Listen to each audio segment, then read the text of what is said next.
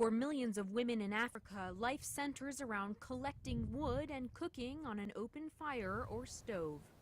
But now a project based in Seattle hopes to come up with a new stove design that will reduce the fuel used for cooking and drastically cut the deadly fumes produced.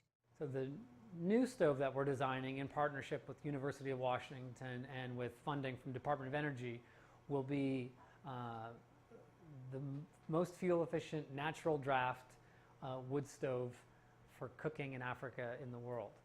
After witnessing the devastating deforestation in Africa, Peter Scott dedicated his life to finding solutions to the demand for wood fuel. So he established Burn Design Labs, a nonprofit specializing in stove technology for the developing world.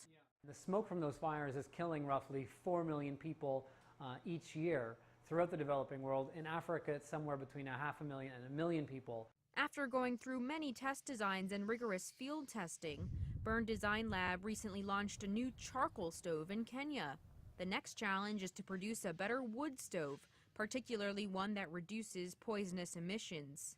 We're trying to make a efficient wood combustion in a or biomass combustion in a very small space. There's not much room for the combustion process to happen. And the result there is it's a real challenge to keep the emissions at a very low level. And that's where the University of Washington comes in. In an unused basement lab, faculty members in the mechanical engineering department plan their contribution to the project.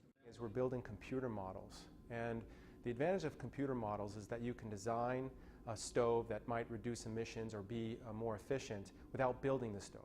For Burn Design Lab, the emissions reduction is a holy grail. Getting a 90% reduction in emissions from a traditional open fire is actually very challenging to do. It's a challenge that the University of Washington team believes that it's ready to tackle. So I worry a lot about the pollutants that are coming out of fuels. So my goal is to try to use that to figure out how to modify these flames so they end up not producing as much pollution. If all goes well, then the new stove should be in production and on sale in Kenya in 2 years.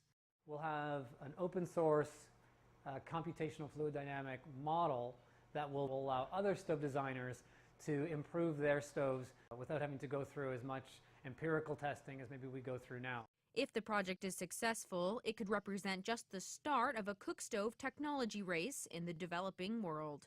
Though the final design is still to be determined, with teams working in both the U.S. and Kenya, Burn's Design Lab and those here at the University of Washington are in the position to create a uniquely helpful cook stove, one that could potentially change the lives of millions.